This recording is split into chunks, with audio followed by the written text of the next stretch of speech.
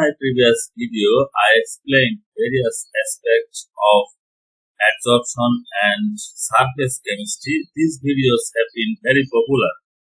Therefore, in this video, I would like to explain how to select suitable adsorbent.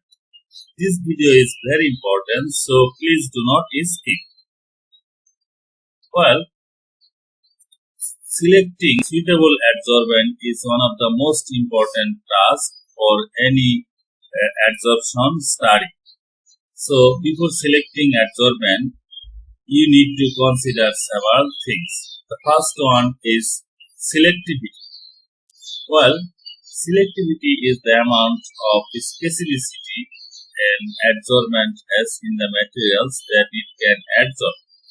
A very unselective adsorbent adsorbs many substances, and a selective adsorbent only removes the specific ones. So this is one of the most important things for selecting adsorbent. The second most important thing is specific surface area. Surface area is the amount of material an adsorbent is available for contact and determines the capacity of material an adsorbent can adsorb.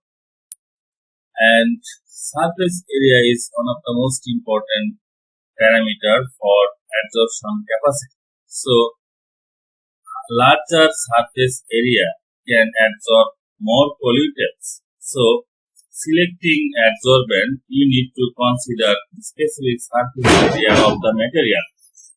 The larger the surface area, the greater the adsorption capacity. The third one is regeneration capacity. Regeneration is the ability of an adsorbent to be reused after adsorption to its capacity. Many desiccants can be heat treated in order to regenerate the material after reaching water adsorption capacity.